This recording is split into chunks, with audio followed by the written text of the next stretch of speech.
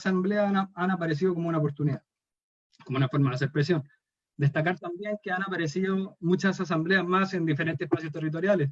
En Quinta Normal, por ejemplo, lo que es Lourdes, Plaza Garín, Los Sauces, Alcérrica, etc. Y eso que solo son asambleas. Después, posteriormente, con la pandemia, dichas asambleas y otras organizaciones se han volcado a lo que es cooperación y colaboración con los vecinos, tanto en acopio y entrega de alimentos como en ollas comunes. Para ir cerrando la idea, como Fronti se decidió hacer un ciclo de charlas en pro del apruebo, es importante colaborar y ser actor importante en esto, así que llevamos ya unas 6, 7 charlas con actores destacados del mundo social en Chile, dentro de los cuales destaca Luis Sierra, que nos vino a hablar sobre AFP, donde está también Hassan Akram, que nos habló sobre el sistema económico, cientistas políticos como Daniel Grimaldi, que nos habló también sobre el contexto político del país, la profesora Claudia Hayes, que también participó de la mesa técnica que elaboró un informe para reforma a la Constitución en pro del proceso constituyente. Y bueno, ahora, post pandemia y todo lo que ha sucedido, estamos de lleno a lo que es el proceso. Un par de datos.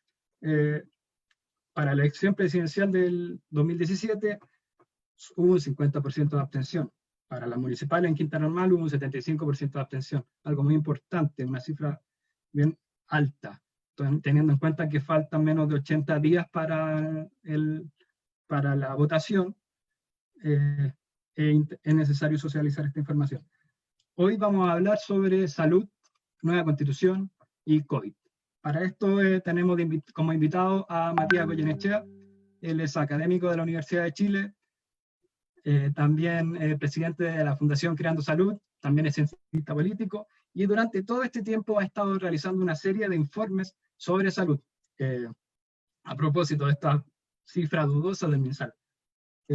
Matías viene investigando desde 2013, si no me equivoco, él me puede corregir. Encontré un artículo en el que abordaba sobre el presupuesto de la atención primaria de salud, y se preguntaba, ¿estamos gastando lo necesario? ¿Qué pregunta más vigente en estos momentos? Dejo a Matías entonces con esta presentación para que nos pueda comentar sobre el sistema de salud, sobre los desafíos y por qué aprobar y cambiar el sistema de salud. Adelante, Matías. Bueno, un gusto conversar con ustedes, encantado de tener la posibilidad de hablar sobre salud y un poco los problemas que tenemos en esta área.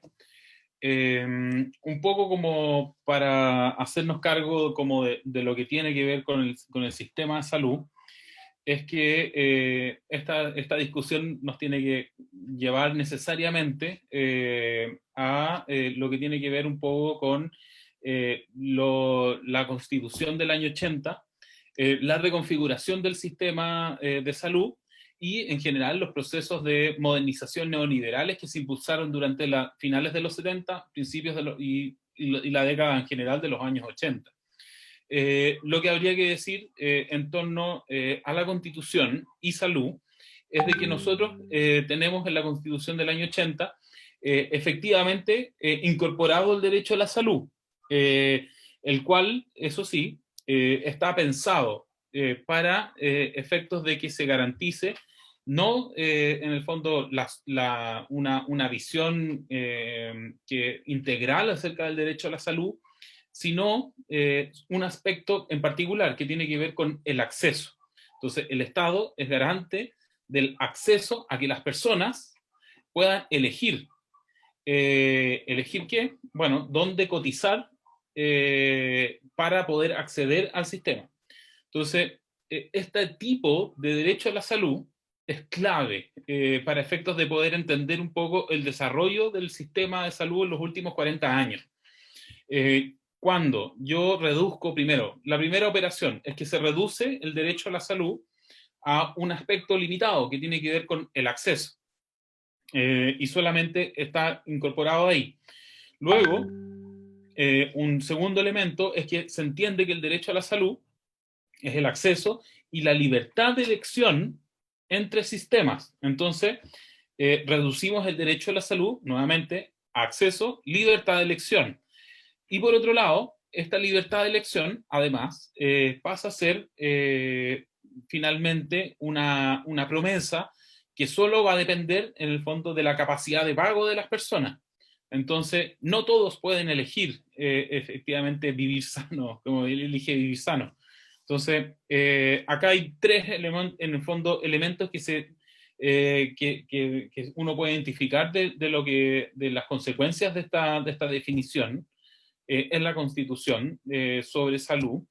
Y por otro lado, otras cosas indirectas. Yo, al garantizar, por ejemplo, que las personas puedan elegir dónde cotizar sus recursos de la seguridad social, lo que estoy haciendo es básicamente, primero, lograr blindar la existencia de un sistema privado, en tanto que por constitución las personas tienen la posibilidad de elegir, y por lo tanto sería inconstitucional eliminar las ISAPRES, por ejemplo, dado que la constitución las protege en tanto que las personas puedan elegir dónde poner sus recursos de la seguridad social.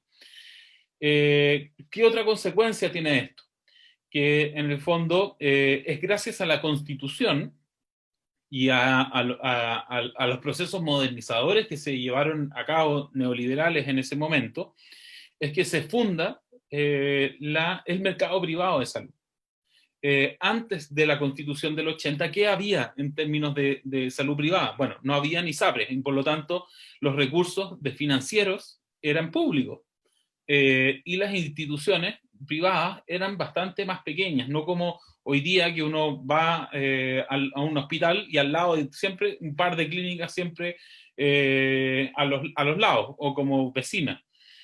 No, antes habían un par de clínicas, en Santiago había habido 3 o 4 clínicas, las más tradicionales como la Clínica Santa María, quizás Ávila, la alemana, pero no existía la oferta hoy día privada que tenemos hoy día. Y lo más normal que existía era la consulta del médico privada. Y como en una oficina, y no como conocemos hoy día que está lleno de clínicas por todos lados. Entonces, básicamente estos procesos desde los años 80 permiten finalmente la acumulación de capital suficiente para desarrollo de mercado privado en el área de la salud. Y esto primero se desarrolla a partir de las ISAPRES, y las ISAPRES, al generar y capturar renta proveniente de los recursos de la seguridad social, de las cotizaciones de cada persona, es que les permite acumular recursos para poder invertir en red de prestadores privados, en clínica, y expandir esa red. Entonces, un primer momento, un primera elemento de discusión que uno tiene que tener claridad al respecto de analizar el sistema de salud, tiene que ver un poco con la Constitución, la profundización de una lógica de mercado en la provisión de los derechos sociales, y finalmente lo que tiene que ver con un rol subsidiario del Estado, donde lo público se ha limitado a financiar la provisión o los servicios de salud o de educación o bienes públicos para que sean prestados por privados. Entonces, acá hay una configuración que en el fondo permite que bienes públicos se transformen en bienes de consumo. El sistema tiene algunas características que son importantes como para poder ir entendiendo. Por un lado, está lo privado, que ya hablábamos, que tiene como característica la alta concentración de la propiedad. Y además de que ISAPRES y clínicas están integrados y son del mismo dueño en el fondo. Hoy día, en términos como de quiénes son los dueños de la salud privada, si uno se pusiera en esa discusión, uno en realidad empezaría a encontrar como no un capitalismo lleno de emprendedores ni nada por el estilo, sino a grandes conglomerados de empresas que son dueñas de estas instituciones. En Chile tenemos hoy día 4 grandes grupos: Banmédica, la Cámara Chilena de la Construcción, que tiene también su holding de empresas de salud, lo que era Cruz Blanca, y el holding, que es un grupo de empresas Cruz Blanca, y lo que era Más Vida, o Nueva Más Vida ahora. Y el último desarrollo en términos de mercado es la presencia de actores transnacionales o de empresas transnacionales que han comprado estos grupos nacionales.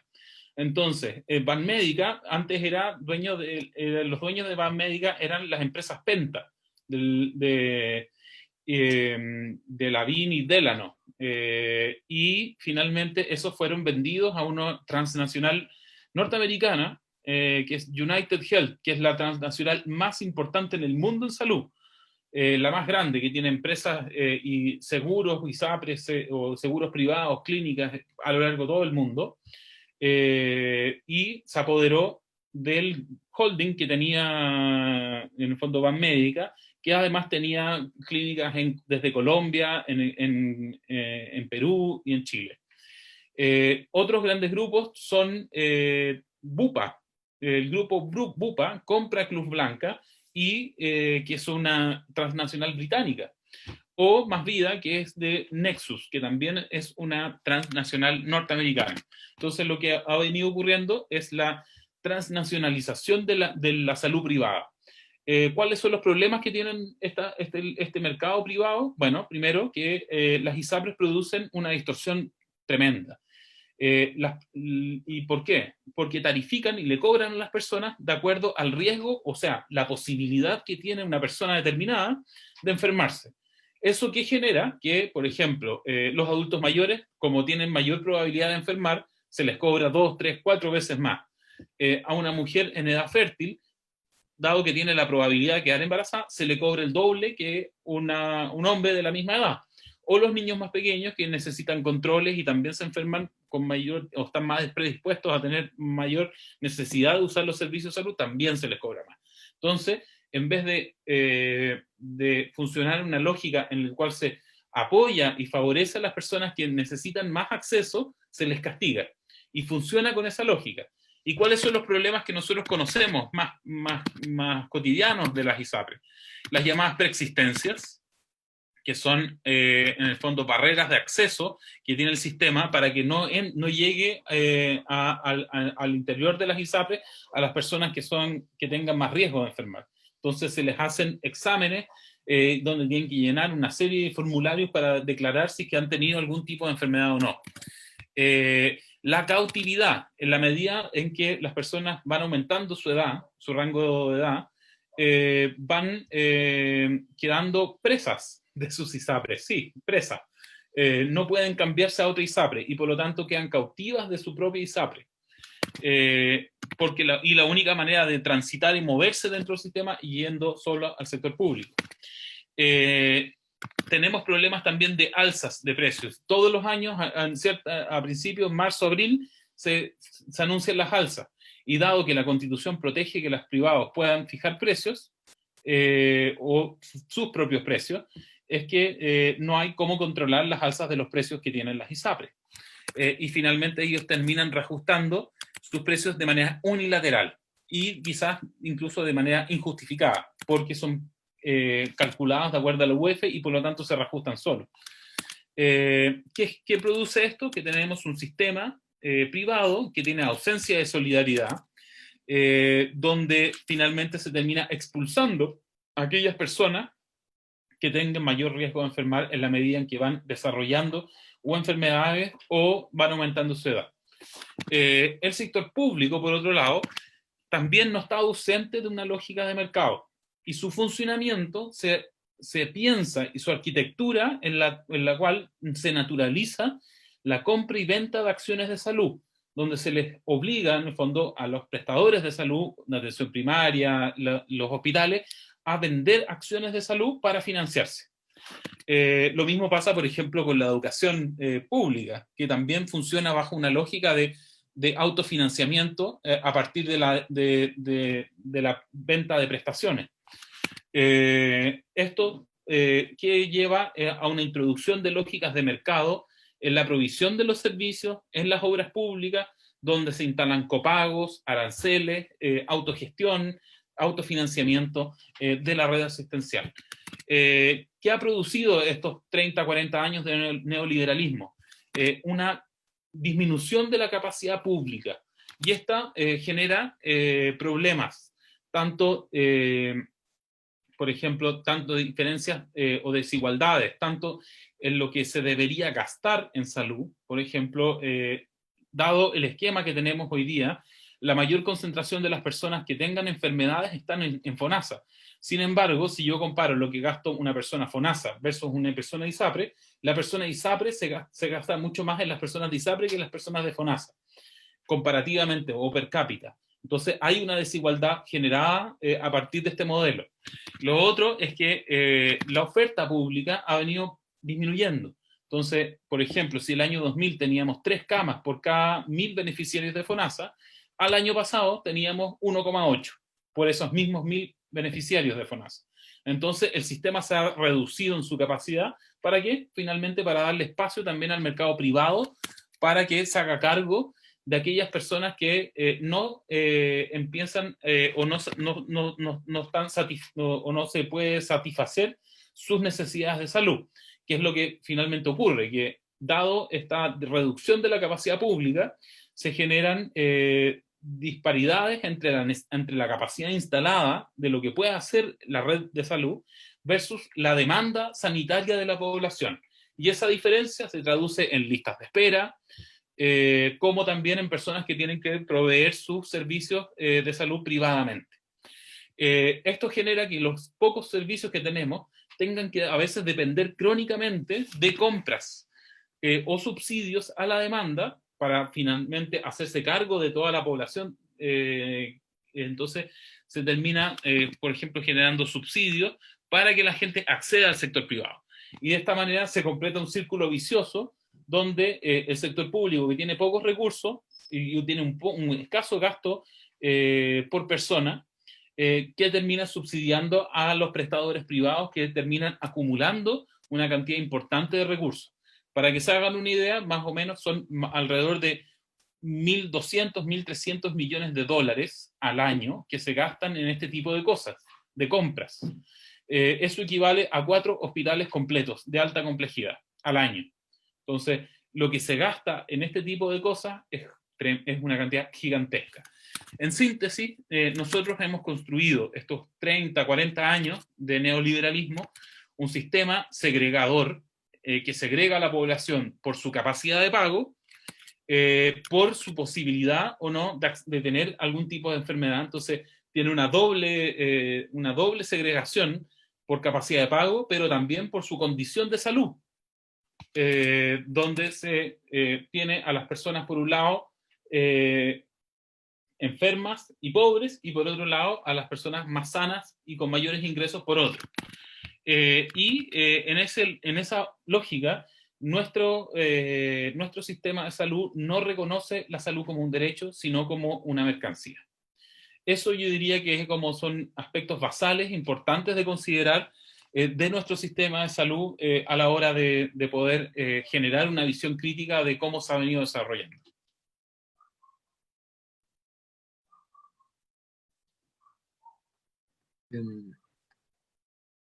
Me gustaría, Matías, si pudieses abordar críticamente por qué es necesario movilizarse ahora en octubre hacia el apruebo. ¿Por qué, cómo vinculamos salud y apruebo? Bueno, un poco como mencionaba al principio de la intervención, la Constitución ha sido hoy día uno de los pilares en los cuales se ha sostenido el modelo neoliberal de salud. Y yo diría que algunas cosas que, además de las que mencioné, que tiene que ver un poco con esta lógica de entender el derecho a la salud como acceso y como libertad de elección, es que se entiende la salud desde la óptica de la responsabilidad individual.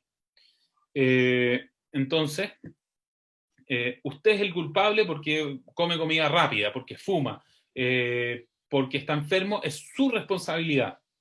Y se olvida y se trata de ocultar esta dimensión o de entender que la salud es un fenómeno social complejo, que no depende solamente del sistema de salud propiamente tal, sino que depende de cómo comemos, qué comemos, cuánto deporte hacemos, de nuestro medio ambiente, de la vivienda en la cual vivamos, de la calidad del empleo que se tenga. Entonces, a lo que voy es que la salud es un fenómeno mucho más complejo que solamente reducirlo a lo curativo o asistencial. Entonces, si es que nosotros queremos efectivamente avanzar hacia un nuevo sistema de salud o hacia una lógica que supere un poco el modelo neoliberal o comprensión neoliberal de lo que es salud, nosotros debiésemos avanzar a que en la Constitución se hagan estos cambios fundamentales. ¿Cuáles serían algunos aspectos que debiesen quedar consagrados en un proceso constituyente? Primero, bueno, que la salud sea un derecho, como el título de la canción, pero con algunas características. Es importante que se incluya el acceso, pero este tiene que ser un acceso equitativo, oportuno, a servicios de calidad, y que se cuente con la protección financiera suficiente para toda la población. Y esto en una óptica de concretar un poco recomendaciones que se hacen a nivel internacional, que se implica acceso universal a la salud y cobertura universal. Algunas cosas que hay que entender en este proceso son que hay que avanzar en que en este proceso constituyente se avance hacia un nuevo concepto de salud, donde los aspectos no curativos también deben estar integrados en el derecho a la salud. ¿A qué me refiero con lo no curativo? A los énfasis en la prevención, en la promoción de estilos de vida saludable, en la participación. No podemos pensar un sistema de salud si no es también con democracia y con participación. ¿Y esto qué implica? Es entender salud integralmente, más allá de la enfermedad y referido a un bienestar pleno de la población. Y uno incluso debiese velar porque el Estado avance hacia con equidad, o sea, que genere equidad en los resultados de salud de los distintos grupos de la población. Hoy día, las personas que tienen mayores ingresos tienen mejores resultados de salud, viven más, tienen mayor expectativa de vida, tienen menos morbilidad que una persona de escasos recursos o de menos ingresos. El sistema de salud debiese aportar a nivelar, a generar equidad en los resultados de salud. Y eso es fundamental avanzar en este proceso constituyente. Otra discusión interesante tiene que ver con el lucro, cuestionar el lucro con fondos públicos, y en la medida en que el lucro no es compatible con los principios y el derecho a la salud, y más bien puede ser un impedimento al acceso, incluso a la cobertura. Además, el lucro no es eficiente en términos sanitarios porque induce demanda y genera selección de prestaciones que no son sanitariamente adecuadas. Desde esta manera, uno debiese proscribir, por así decirlo, el lucro, al menos con fondos públicos o de la seguridad social.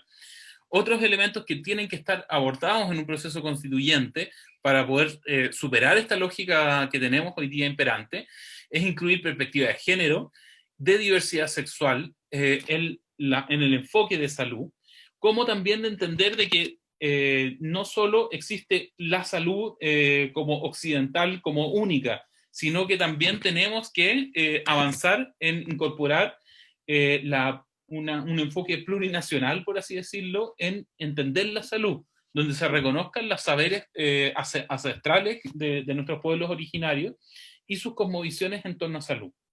Eso me parece como fundamental.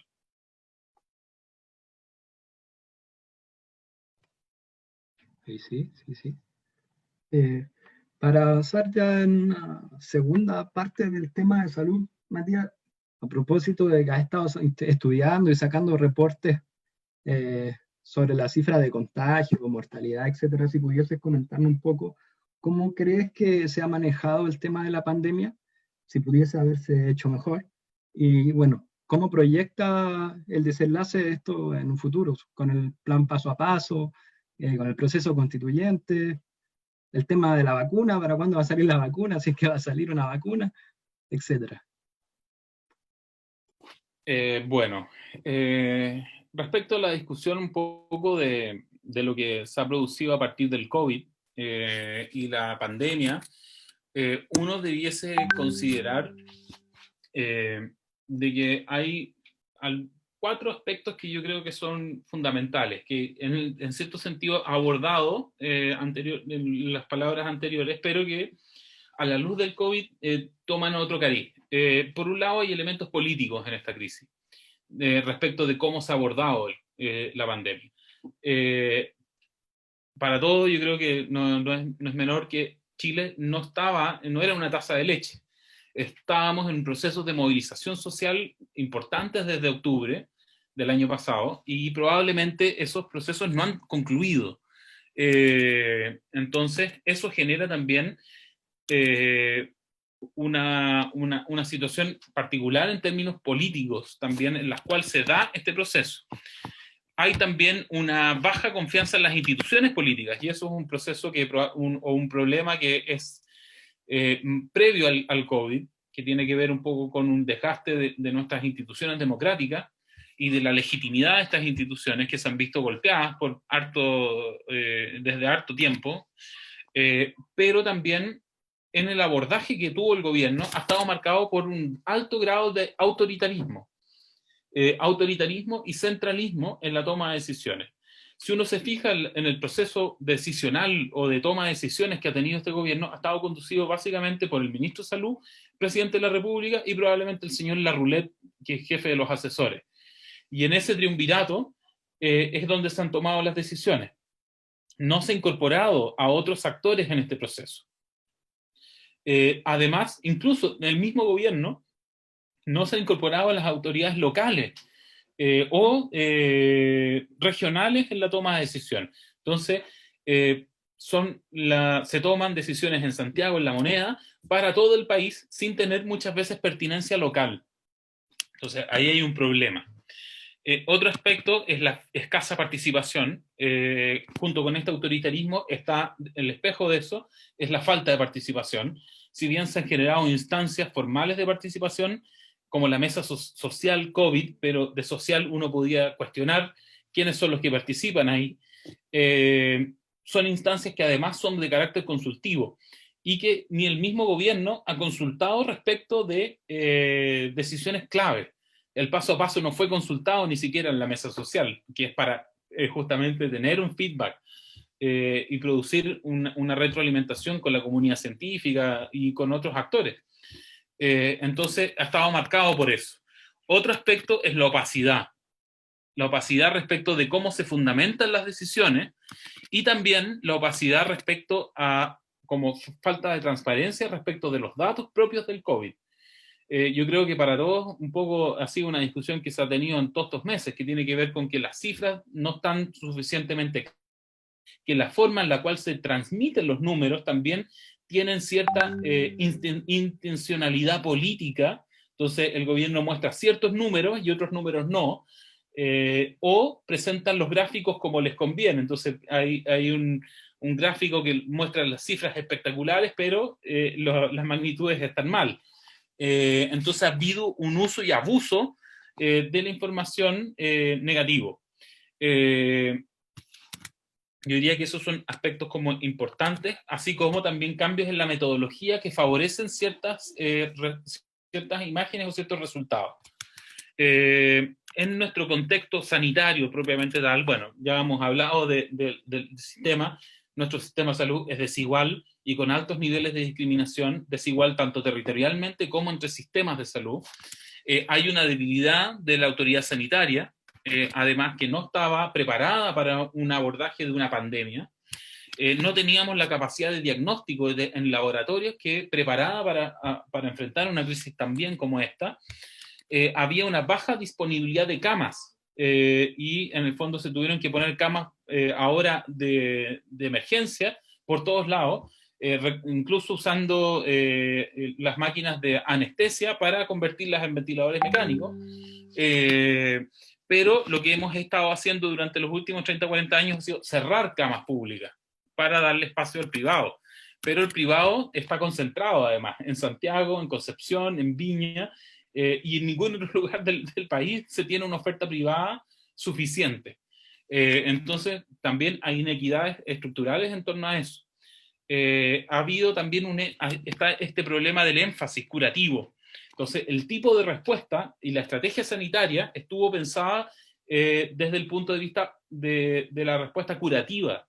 Entonces, el énfasis no estuvo puesto ni en trazabilidad, ni en residencias sanitarias que aíslen a los casos, sino recién se hizo eso. Al principio, la idea y la estrategia sanitaria que se tenía por parte de Alemania, buscar inmunidad de rebaño.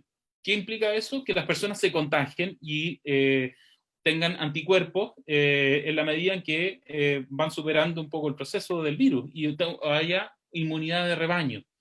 Y el virus y al COVID se lo derrotaba en las UCI y con ventilador mecánico. Básicamente se les prometió a todo el mundo que iba a tener su ventilador mecánico garantizado, y durante meses estuvimos hablando de hospitales, de camas de hospitales y de ventiladores mecánicos, y no de cómo prevenir. Entonces, tenemos un problema relacionado con eso, además de una falta crónica de educación sanitaria en la población. Si se fijan, si bien se hablaba de COVID, en términos de educativos, aparte de un spot publicitario ratón, no hubo mucho.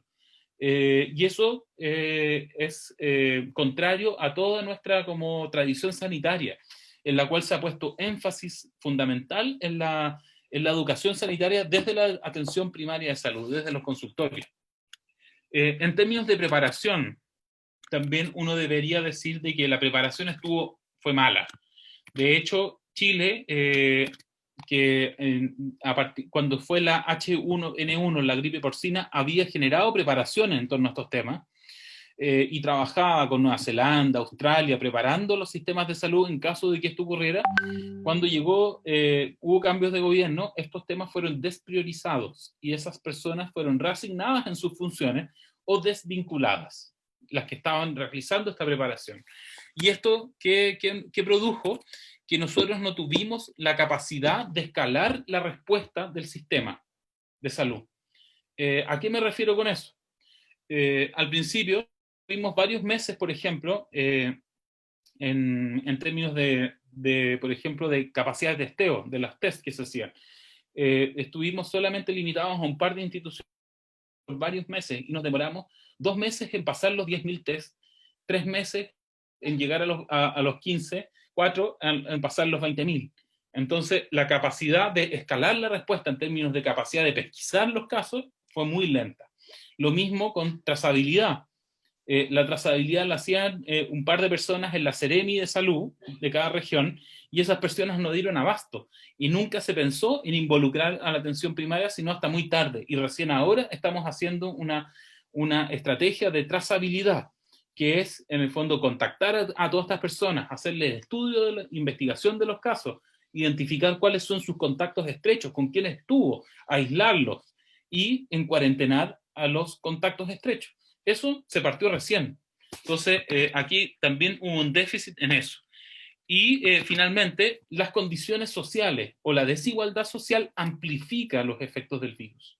Entonces, en Chile, que tenemos un problema estructural con la desigualdad, el mercado laboral con informalidad o amplios contingentes de la población que son parte del boletariado, por así decirlo, generan una mayor predisposición a tener que salir diariamente a conseguir ingresos para poder subsistir.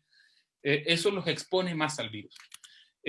Las condiciones de vivienda, en tanto hay hacinamiento en ciertas comunas de Santiago, eso genera que haya una mayor facilidad de propagarse el virus al interior de los domicilios. La ayuda o las políticas también de protección social no dieron el ancho. Y en eso yo creo que hay que ser claro, no se dio el ancho para mitigar estos efectos amplificador del virus con la desigualdad social. Entonces, en términos generales, como para ir cerrando, pecó en el fondo de tener una respuesta hospitalocéntrica que no priorizó las cuarentenas en términos de una estrategia preventiva, y donde el mismo gobierno puso énfasis más bien en mantener la apertura de la economía más que hacerse cargo de la salud de la población como prioridad. Entonces yo diría que esos son los aspectos claves que uno debiese considerar a la hora de hacer un análisis sobre la situación del COVID.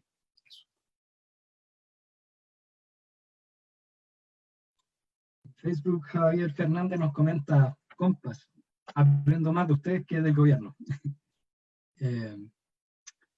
Vamos a pasar a la ronda de preguntas. Creo que Fabricio, que está por ahí, tenía una pregunta, Sí, ¿no? sí. O sea, en realidad son varias. Bueno, me presento. Mi nombre es Fabricio, profesor de historia.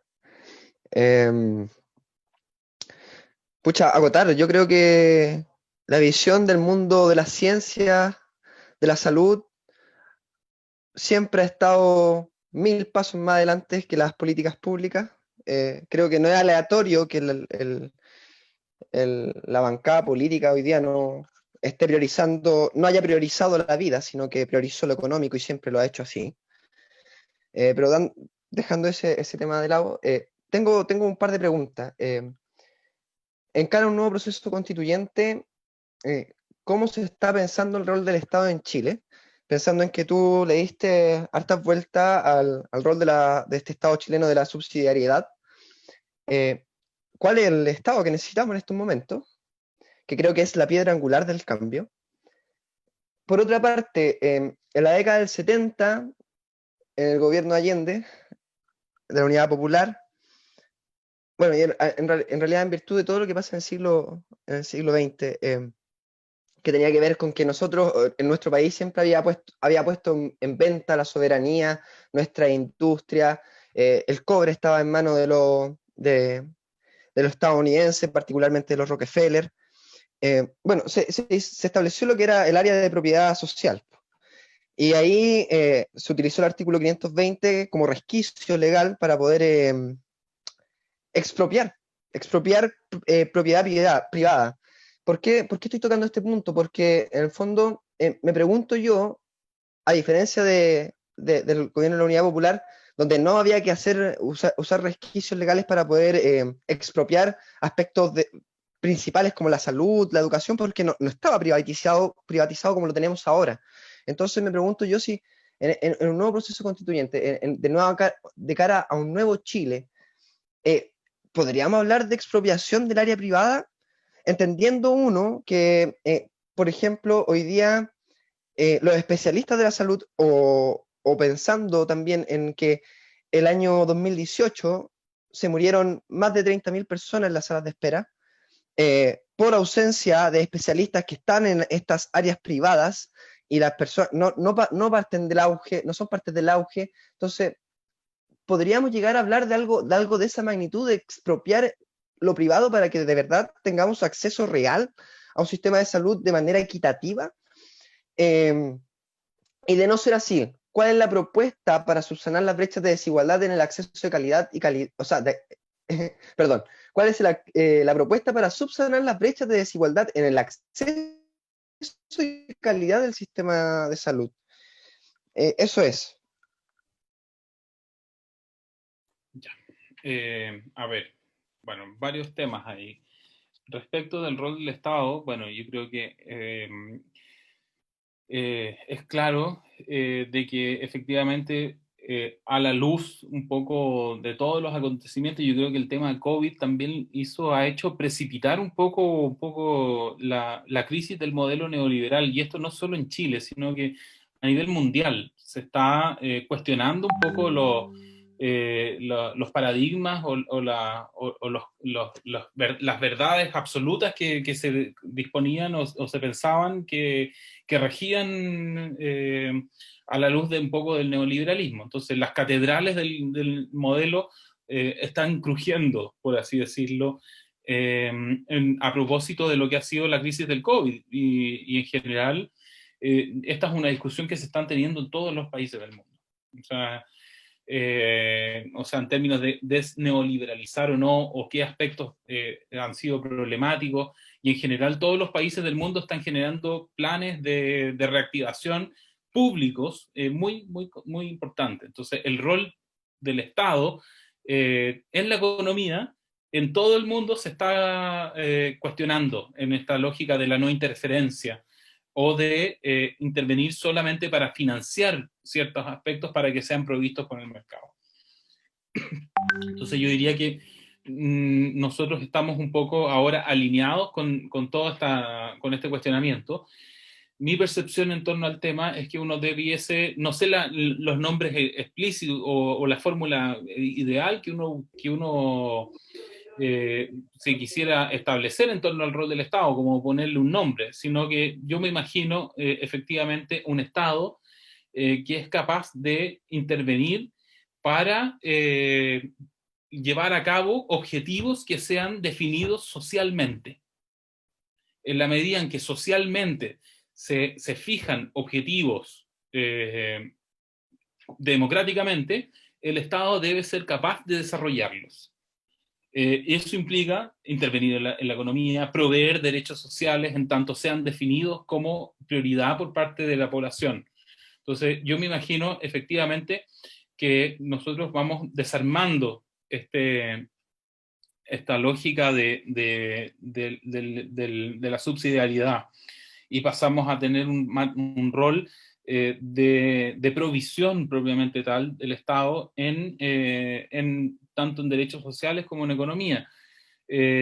Ahora, a mí me parece que un componente clave de esto es no pensar esto como, en el fondo, que el Estado se vuelva gigante y toda esta máquina pasa a ser controlada por los tecnócratas, sino que esto tiene que ser concebido también con mayor democratización y mayor capacidad de que los distintos espacios, las comunidades vayan logrando autodeterminación en ciertos aspectos.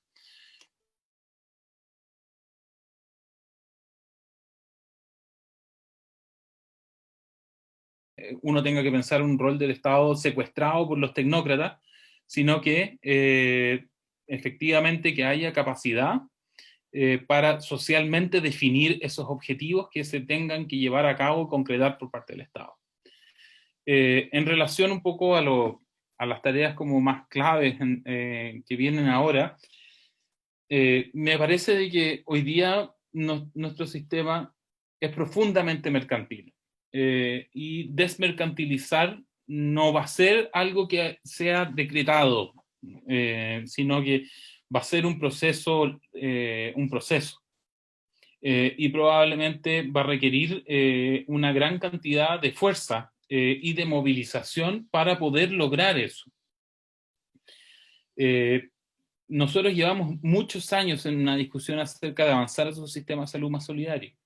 Y hasta ahora, desde que, por ejemplo, en el año 2010, el Tribunal Constitucional definió de que era inconstitucional que las ISAPRES discriminaran, todavía no ha habido capacidad de poder pasar ni siquiera una ley que cambie eso. Entonces, eso para poder tener una claridad respecto de la magnitud del problema. Han pasado 10 años y ha sido incapaz el sistema político de cambiar las reglas del juego en términos del financiamiento de salud, a pesar de tener un fallo que avala eso. A mí me parece que en el fondo avanzar hacia una lógica de expropiación no da cuenta un poco de esa relación de fuerzas que hay detrás. Lo que sí me parece que es fundamental hoy día como tarea, como primera tarea, es ganar el plebiscito en octubre, avanzar en tener mayoría en una convención constituyente que termine con el blindaje de las ISAPRES en salud. Dado que hoy día tenemos ese blindaje, esta trinchera que dejó la institucionalidad de Guzmán y Pinochet, si nosotros hacemos una reforma para cambiar un poco el sistema de salud, es inconstitucional y por lo tanto sería bajado por secretaría en el fondo esa transformación. Entonces, hoy día esa es la primera tarea, a mi juicio, avanzar en ganar en octubre, posteriormente elegir la mayor cantidad de constituyentes a favor del derecho a la salud, y yo diría que el siguiente paso es avanzar hacia quitarle a las ISAPRES que dejen de existir como administradoras del 7% legal. En tanto, esos recursos pasen a ser nuevamente públicos, y que no es poca plata, es harto, uno puede tener las bases para poder financiar un sistema de salud con mayor capacidad financiera para poder desarrollarse y fortalecerse. Eso, yo diría como paso y como prioridades un poco ahora en este momento político en que estamos.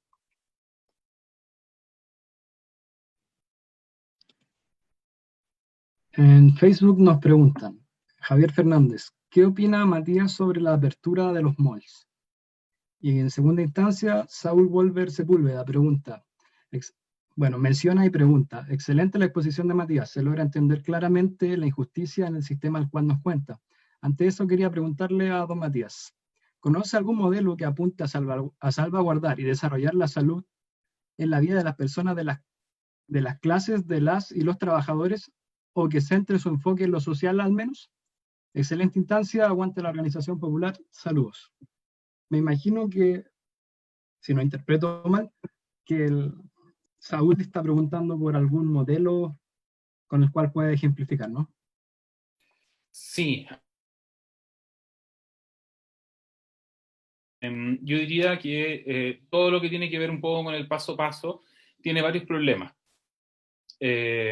Por un lado, tiene cosas buenas, o sea, hacer el desconfinamiento de forma gradual y en caso de que empeore la situación epidemiológica retroceder es algo positivo y que está alineado con las recomendaciones a nivel internacional. Lo que sí es que la escala con la cual se ha hecho este proceso es equivocado. En ningún país del mundo se hace esto por comuna. Se hace por ciudad. Y a una escala, o si no es ciudad, es en la escala del radio urbano, considerando las conurbaciones. Esto porque en el área urbana hay movilidad, y al haber movilidad, en el fondo los efectos de tener a una comuna sí y la otra no, se pierde. Entonces, lo que estamos viviendo hoy día de hacer estos desconfinamientos, o lo que no sé si se acuerdan, lo de las cuarentenas dinámicas, es experimento social con la población de Chile. No tiene otro nombre, es un experimento social.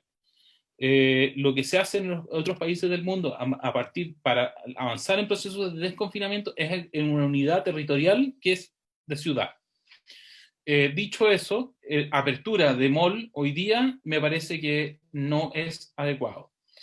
Hoy día la situación epidemiológica, lo más probable, dado que no tenemos tratamiento y el único tratamiento que tenemos hoy día es el confinamiento, porque no hay vacunas probablemente vamos a tener el próximo año, pero todavía no, y en ese escenario la mayor probabilidad es que exista, es que si se levantan estas medidas, vamos a volver a tener brotes, y vamos a tener un rebrote, y vamos a ir paso a paso hacia un rebrote seguro, bajo esta lógica. Entonces yo diría que en eso hay que tener sumamente cuidado de cómo se ha estado haciendo ese proceso. Y respecto de modelos, yo diría que claro, modelos hay en varios lugares, o sea, que uno pueda, el más icónico quizás es el modelo inglés, que es un sistema público basado en impuestos generales. Pero yo diría que no existen modelos perfectos en general. Todos los modelos han estado tensionados por esta lógica del modelo neoliberal, e incluso modelos como el inglés, que en el fondo es gratuito, basado en impuestos generales, ha avanzado en esta mercantilización o comercialización. Pero yo diría que ese es un gran paradigma. Ahora, a mí me parece que no hay que ir muy lejos en realidad para buscar modelos. Chile fue pionero en esto.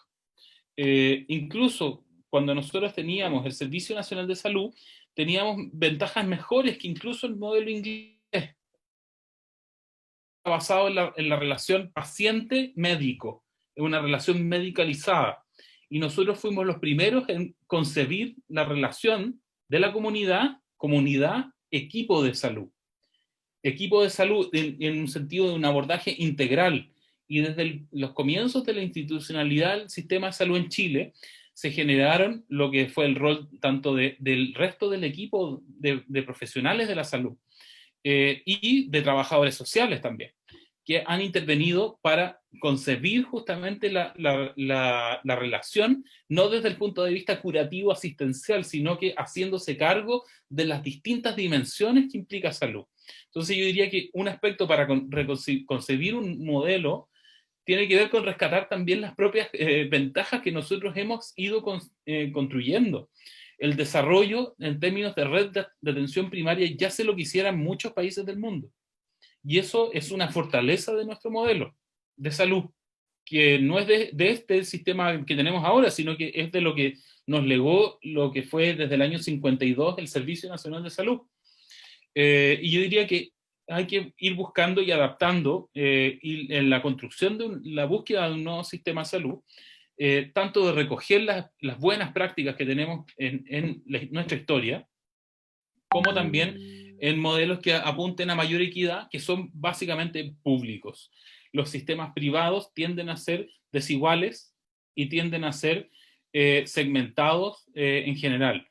A nivel regional, los sistemas, si bien pueden ser públicos, tienen varios problemas que tienen que ver un poco con la falta de recursos, la fragmentación institucional, que generan también problemas. Entonces, yo diría en general que no existe el modelo perfecto, sino que esa es algo que uno tiene que ir, en el fondo, buscando tanto a partir de la experiencia internacional, pero también de nuestra propia historia.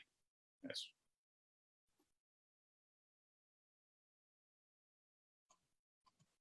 Sí. En cuanto al Servicio Nacional de Salud, ¿crees que podría ser pertinente volver a lo que se tenía anteriormente? Y si es así, ¿qué tal el tema de la estructura presupuestaria y de ingresos del país? ¿Se necesitaría un gran cambio para volver a un Servicio Nacional de Salud?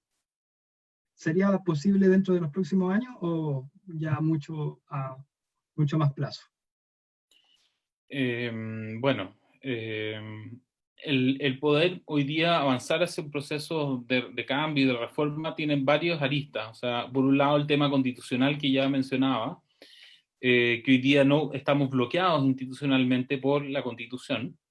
Y por otro lado, transitar hacia un modelo, por ejemplo, basado en una estructura tributaria que sea progresiva. Hoy día nuestra estructura de los tributos es sumamente regresiva y se castiga en el fondo la carga tributaria que tiene la gente más pobre es más alta que la que tienen las personas más ricas del país. Entonces tenemos aquí un problema. El mayor recaudador es el IVA y no la recaudación por renta.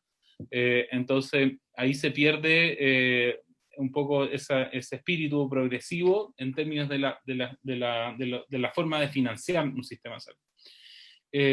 Yo diría que en general nosotros tenemos una red de salud muy potente en términos públicos.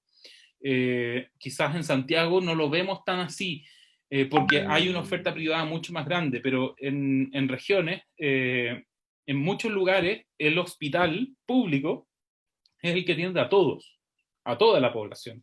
Entonces, quizás hay que, cuando uno se queda con la visión más santiaguina, uno tiene la percepción de que el mercado es aquí muy grande, pero no hay que perder de vista que en realidad el 70-80% de la población es parte de un sistema público de salud.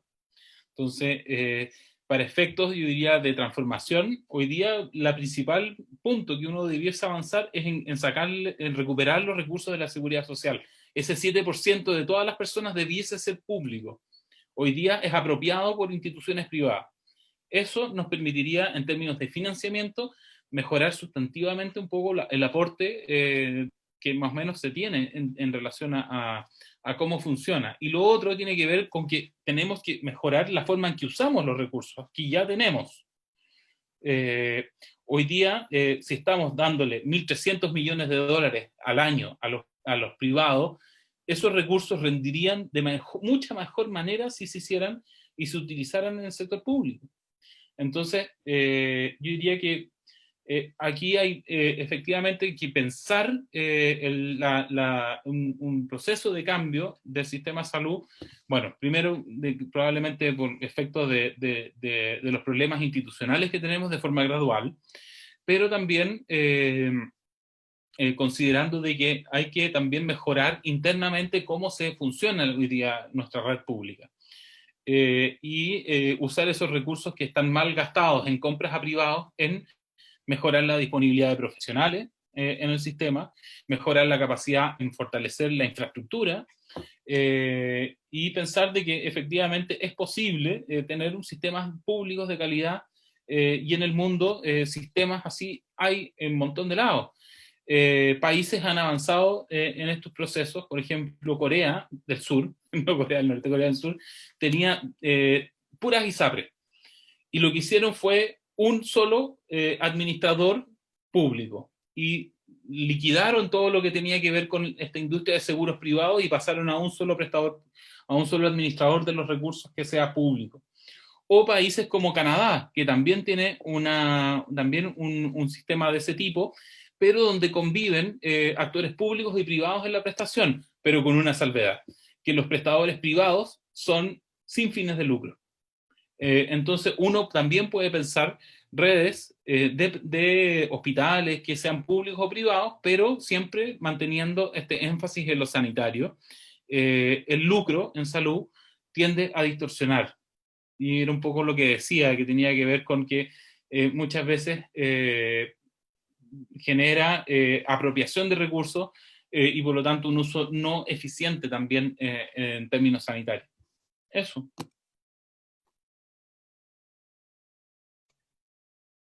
Catalina, creo que